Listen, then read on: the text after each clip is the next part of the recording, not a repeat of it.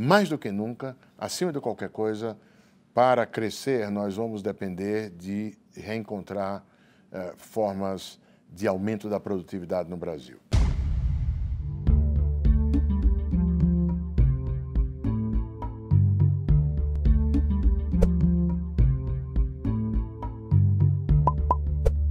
O Canal 1 Brasil, em parceria com o CLP, entrevista Otaviano Canuto, diretor executivo do Banco Mundial, um brasileiro que conhece muito bem o Brasil, está há muitos anos nos organismos internacionais, com um pé lá e outro cá, né, Canuto, para entender como é que os países, que soluções os países estão encontrando para buscar aí o crescimento sustentável, o desenvolvimento, o combate à desigualdade. Depois desses anos todos, a gente vendo o Brasil hoje onde está, com todos os desafios que a gente tem pela frente. Qual que é a tua avaliação de cenário hoje no Brasil? Olha, a minha avaliação de cenário, mas antes de tudo, Thaís, prazer enorme estar aqui sendo entrevistado por alguém como você. Obrigada. E estar de volta ao Brasil. O que se vê lá fora é um conjunto de experiências em que países bem dotados de recursos naturais, como é o caso nosso do Brasil, tiveram resultados brilhantes em termos de expansão do seu produto, de aumento da sua riqueza, ou entraram em parafuso, ou entraram em processos de declínio, dependendo basicamente de uma coisa que se pode chamar de qualidade da governança do país.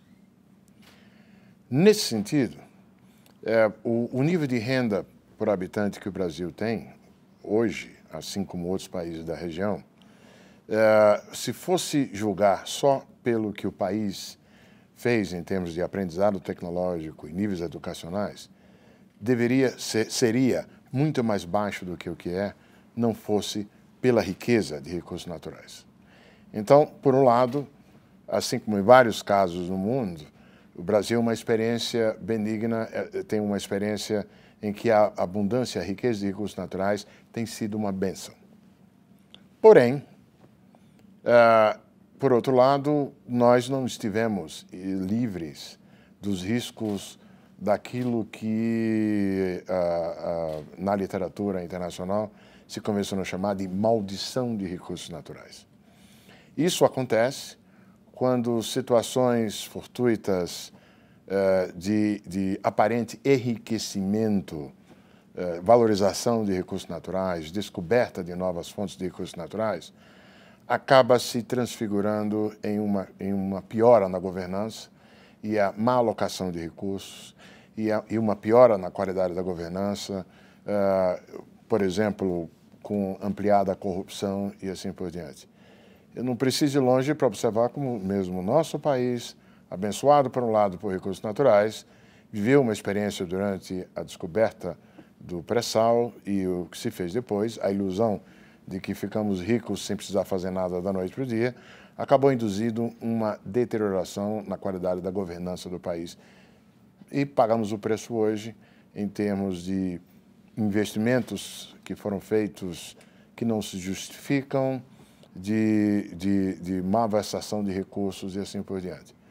Então, a coisa-chave para um país rico em recursos naturais é garantir que o uso dos recursos naturais seja tal que haja acumulação de outros tipos de ativos para além dos recursos naturais. Ou seja, que a riqueza natural se transfigure ao longo do tempo em educação, em infraestrutura adequada, em bons níveis de gerenciamento de recursos e assim por diante. Ou seja, produtividade, competitividade, eficiência, valores que nascem de uma relação saudável e responsável, ética, da fonte de recursos naturais com a gestão exatamente das lideranças. E a gente tem exemplos não apenas dentro de um país, como é o caso do Brasil, mas também em outras partes do mundo, eu gosto de dar o exemplo da Botsuana e Zimbábue. Ambos países africanos existem em cima de um veio de diamantes muito rico. Em Botsuana, isso se traduziu em melhora de indicadores de educação, saúde da população. Tiveram um problema forte com HIV, AIDS, mas uma coisa sintetiza tudo. Botsuana tem um nível de rating da dívida pública melhor do que o Japão. Vizinho, Zimbábue, entrou num processo de deterioração, hiperinflação. Maior inflação do mundo, né? Exatamente. Incalculável. Por questão de deterioração da governança depois da descoberta do veio de diamantes. Então, a chave é boa governança para fazer com que a riqueza natural se transforme na riqueza de ativos em termos de educação e qualidade de investimentos, e qualidade do capital físico, qualidade dos ativos intangíveis. Canuto, talvez a gente esteja em algum lugar entre Botsuana e Zimbábue, né? Não temos uma hiperinflação, já tivemos, mas ainda não alcançamos o nível de eficiência de educação, muito menos de rating de risco que Botsuana tem. Em função da deterioração que nós sofremos aí nos últimos anos, né? Especialmente como resultado de má gestão, má alocação de recursos públicos, o debate sobre mudanças estruturais, ele cresceu no Brasil. Ele saiu das páginas de opinião e passou para as páginas dos jornais, para as reportagens, né? Ele passou a ser tema de conversas entre os cidadãos. Talvez nem todo mundo se dê conta que uma reforma da Previdência é uma reforma estrutural, que uma reforma do Estado é uma reforma estrutural, mas esse debate cresceu no Brasil. Quais são as reformas estruturais que você vê hoje como prioritárias ou aquelas que, se a gente não as fizer, a gente não cria condições para alcançar as próximas? Perfeito. Excelente pergunta. Eu vejo o Brasil hoje acometido de que pode ser chamada uma espécie de doença, que é a combinação de uma anemia de produtividade com uma obesidade do setor público. As duas se alimentam em grande medida. Por que anemia de produtividade? Porque tem 3 décadas, mas particularmente nas 2 últimas décadas, em que a produtividade do conjunto de fatores do Brasil literalmente não cresce ou cresce muito pouco, enquanto o resto do mundo está indo muito bem, obrigado. E o que a gente viu de aumentos de produtividade no novo milênio, por exemplo, foi muito mais em decorrência de incorporação de pessoas no mercado de trabalho do que aumento na eficiência do uso dos recursos. E aí a questão é que, com o envelhecimento da população, essa fonte acabou. Agora, o chamado bônus demográfico. O bônus demográfico. Então, mais do que nunca, nós vamos precisar de ter aumentos de produtividade.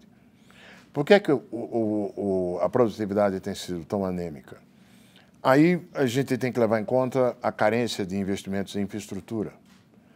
Para que se tenha uma ideia, o Banco Mundial estima que, para a simples manutenção da atual infraestrutura, precária como é, principalmente em transportes e saneamento, menos em energia e telecomunicação, mas também não é primeiro lugar no mundo. Mas essa carência de investimentos em infraestrutura faz com que, enquanto o mínimo para manter essa infraestrutura precária seria 3% do PIB, nas 2 últimas décadas nós estamos investindo 2,5%. Então nós estamos comendo uma infraestrutura. E essa infraestrutura precária, ela afeta a produtividade porque ela implica em desperdícios. Nós todos nos lembramos, o ano passado, na super safra agrícola, o que se perdeu de produção agrícola simplesmente por ausência de condições de transporte e armazenamento adequadas. Claro, aquela história de que da porteira para dentro o agronegócio no Brasil é super produtivo, competitivo. Isso se aplica no resto também. Isso se aplica para serviços, se aplica para a indústria manufatureira também. Um outro componente que explica a anemia de produtividade brasileira é o terrível ambiente de negócios que nós temos no Brasil. Ou seja, exatamente além da infraestrutura, todos esses componentes que os custos de transação que qualquer empresa, em qualquer setor, tem que encarar por operar no Brasil. É o tempo que você tem que gastar simplesmente para cumprir a função tributária, é o tempo para se resolver uma pendência judicial entre empresas, o que é uma coisa inevitável em qualquer economia de mercado no mundo. Todos esses componentes que é o fechamento comercial brasileiro, que é maior, repito, o Brasil é mais fechado comercialmente do que qualquer outra economia do mundo comparável. Não só em termos de tarifas, mas barreiras não tarifárias. Isso significa dizer que, a título, muitas vezes, de proteger e sustentar estruturas que não são viáveis aqui dentro, o país deixa de ter acesso a tecnologias e a componentes, a insumos tecnologicamente melhores que estão disponíveis lá fora.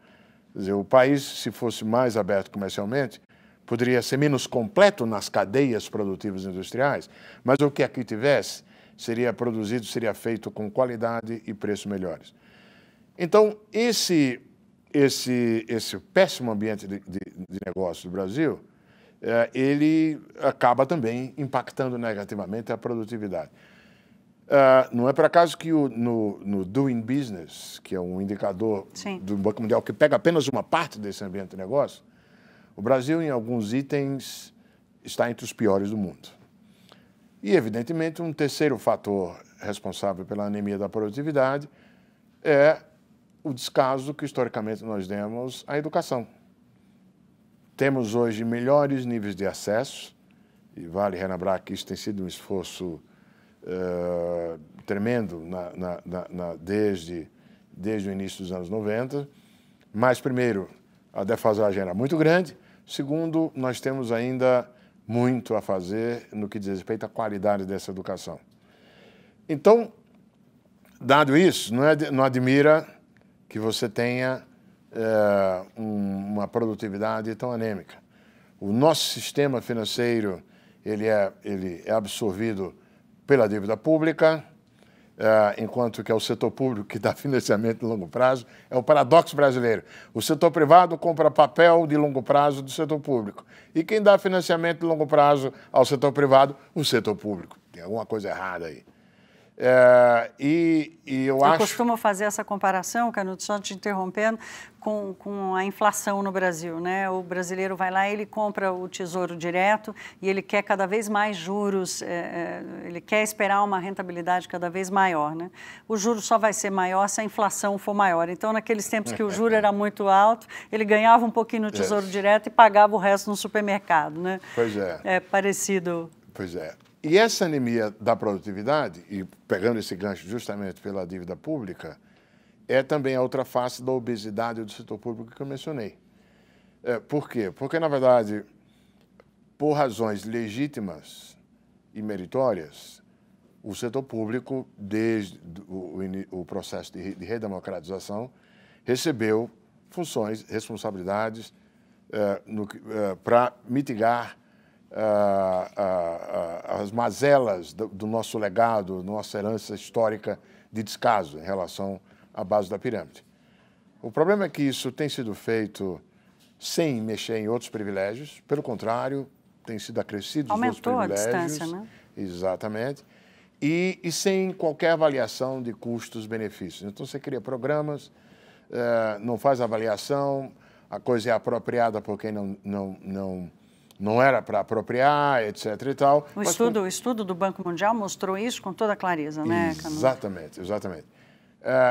O único caso de avaliação custo-benefício que a gente tem, claríssimo, é o do Bolsa Família. Mas você não vai encontrar um equivalente disso em toda a outra série de gastos públicos. Isso às vezes cercado de boas intenções, quando se coloca níveis mínimos de gasto com a educação, quando se amarra receita e despesa. O problema é que, primeiro, não se faz custo-benefício. Segundo, isso introduz uma rigidez que leva a gastos supérfluos. Se um Estado tem a população mais velha e, portanto, precisa menos de gasto com educação e precisa mais em outras áreas, mas como você tem uma taxa que foi imposta pelo governo federal, você põe ali dentro como gasto de educação um bocado de coisa que não tem nada a ver, ou você gasta de qualquer jeito para cumprir com obrigação legal. O fato é que todo ano, não importa quem ganha eleição, não importa o partido que esteja lá sentado em Brasília, o gasto público no Brasil cresce em termos reais ano após ano. Até recentemente, a última conta que foi feita mostrava gastos reais crescendo a um ritmo de 6% ao ano. Com um PIB que cresceu 2,5%, menos do que 3%, ou seja... Isso. Quando o PIB estava crescendo 4,5%, o único efeito disso, macroeconomicamente, foi uma gradual elevação na proporção do gasto público em proporção do PIB. E não virou problema fiscal, porque como o sistema tributário brasileiro ele depende muito da tributação indireta sobre o consumo, sobre o trabalhador, e houve aquele ingresso, aquela entrada, aquela incorporação de pessoas no mercado de trabalho, a tributação também subiu. Na hora que esgotou esse mecanismo de translado de pessoas para dentro do mercado de trabalho, e na hora que passou o ciclo o super ciclo de preço de commodities, e, portanto, acabou o ganho caído do céu sobre a produção de recursos naturais, a arrecadação deixa de crescer. Aí o problema... Como é que alimenta esse obeso? Não tem como. Embora as pessoas focalizem, a crise fiscal é porque caiu a receita. Tudo bem, mas cai a receita porque cai o PIB, mas enquanto isso a bomba relógio segue lá. Não quer saber de eleição, não quer saber do que acontece com o preço de commodity, não quer saber o que acontece com a arrecadação tributária. Tem lá, todo ano, tic, tic, tic. O direito tic, adquirido. Tic, o direito adquirido, e que cresce tic, tic, tic, tic, a ponto, hoje, que a gente não sabe o que existe de espaço discricionário para gasto público para fazer o resto todo, é menos de 10% da arrecadação. Agora, como atacar isso, Canuto? Assim, que a gente está falando aqui da tal das reformas estruturais, né? Parece que a gente vai ter que cuidar de reformas estruturais, mas como o problema da Previdência, por exemplo, né? Vai demorar para a gente chegar naquelas reformas que lidam, por exemplo, com o ambiente de negócio? Não necessariamente. Vai ser um processo gradual. Não há como imaginar alguma bala de prata, alguma mágica que em 1º de janeiro de 2019 está aqui, ufa, resolvemos. Mas ela tem que ser consistente e sustentada, não é? E que reformas são essas? Você já citou várias. No lado fiscal, o Banco Mundial, por exemplo, fez um levantamento sugerindo áreas do gasto público que poderiam estar sujeitas a reformas, a mudanças, a redução no ritmo de crescimento, sem grande impacto na parte de baixo da pirâmide de renda. Isso foi feito a pedido do governo brasileiro, na época do ministro Joaquim Levy, e o que o Banco Mundial fez foi exatamente sugerir, e vou mencionar 3 aqui. Um deles é a Previdência. A nossa Previdência ela é muito generosa com alguns segmentos da população. Quando eu digo generosa, é o seguinte... Escandalosamente generosa. Escandalosamente generosa, comparada com o resto do mundo, com os países avançados. A tal ponto que, mesmo quando a gente tira de dentro das contas da Previdência o que é assistência social disfarçada de Previdência, como o benefício da prestação continuada, por exemplo, mesmo assim, quando você tira de lá, o que sobra é um percentual do PIB comparável, igual ao de países que têm a população acima de 65 anos, o dobro da nossa. Você já vê que tem um problema aí. Estamos gastando como os países mais envelhecidos. Pior ainda. Sem ter envelhecido ainda. Sem ter envelhecido ainda e para um grupo, para subgrupos. Ao mesmo tempo, o envelhecimento da população brasileira é inexorável. Ele reflete mais longevidade, o que é ótimo, ele reflete mudanças de hábitos, de culturas no que diz respeito à reprodução familiar.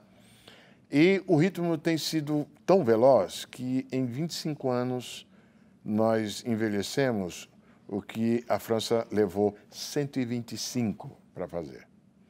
E evidentemente que se com o envelhecimento, aquele período em que a menor base da pirâmide sustentava etária, o resto, quando esse pessoal entra na faixa intermediária economicamente ativa, que é o bônus demográfico, nós já passamos da metade dele, inexoravelmente, com o passar do tempo, o que cresce é o topo.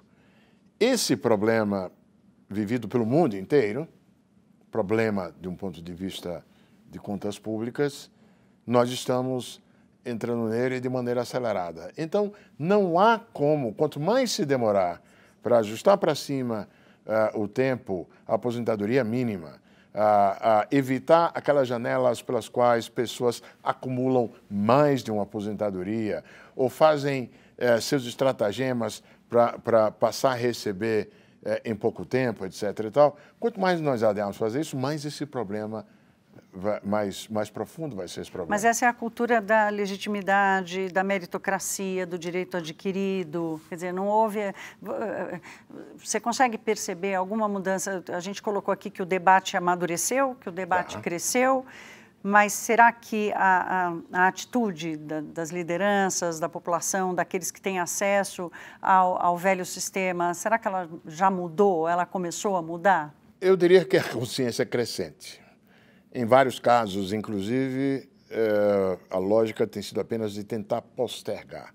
Quanto mais postergar, menor será o impacto sobre a minha camada da população.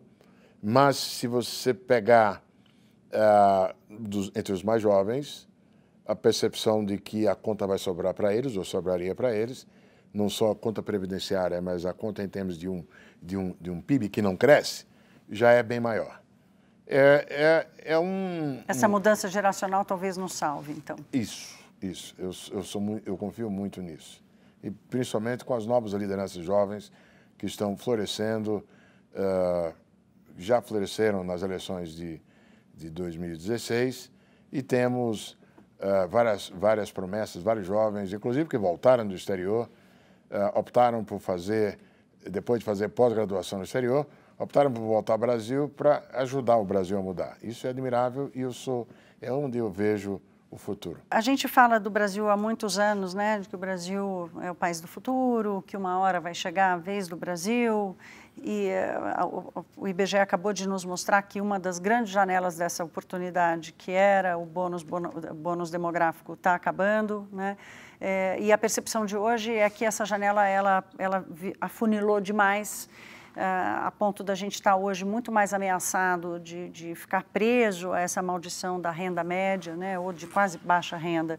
Como é que você vê esse funil, em que ponto a gente está, se a gente consegue escapar dele no médio prazo e tomando as decisões certas? A nossa capacidade de suplantar essa armadilha da renda média e de superar um eventual aprofundamento das tendências subjacentes de estagnação, elas vão depender na medida em que a gente reconfigure o setor público e consiga, com isso, enfrentar o outro problema, que é o da baixa produtividade. Mais do que nunca, acima de qualquer coisa, para crescer, nós vamos depender de reencontrar formas de aumento da produtividade no Brasil. E aí, o que retoma a urgência do que eu estava falando, da agenda do ambiente de negócios, para caminhar em conjunto com a reforma fiscal. A reforma fiscal, talvez ela se mostra mais urgente, porque o problema fiscal é mais gritante, mas ele não está em detrimento da outra. Nós vimos agora, mais recentemente, como, por exemplo, tem coisas que estão pendentes lá no Congresso, a melhora no sistema de garantias, o cadastro positivo para permitir uma redução do risco de crédito, da percepção de risco de crédito pelos credores. Existe um mapa de reformas microeconômicas que, aliás, a origem vem lá desde Armínio Fraga, foi seguida Marco Lisboa, quando estivemos juntos no governo, a agenda microeconômica que ele traz, foi tentativamente trazida à luz já no final do período Mantega, ali na Secretaria de Política Econômica, Joaquim Levy, o governo atual, e peças disso foram implementadas. O caminho é claro desse ponto de vista. O que a gente tem que evitar são os retrocessos, como nós vimos também no passado recente. No caso de infraestrutura, não há outro caminho a não ser a sintonia fina da regulação com estabilização de regras e com o restabelecimento de confiança que permita parcerias público-privadas. Para atrair o investidor estrangeiro, especialmente? Não apenas estrangeiro, o brasileiro. Olha, se o caminho fiscal for percorrido, e não estamos falando de nada, digamos assim, de choque. Na verdade, se a atual emenda do teto, ela contempla, ela implica um ajuste gradual de 0,6%, de 0,5% do PIB ano após ano, o que nos daria em 10 anos a possibilidade de sairmos da trajetória explosiva atual da dívida pública e caminharmos na direção de algo declinante. É um regime desse Estado obeso. Exatamente. Aliás, em outras oportunidades, eu chamei a emenda do teto de uma camisa de força, já que o paciente vem se mostrando incapaz de conter o seu apetite, então você põe a camisa de força.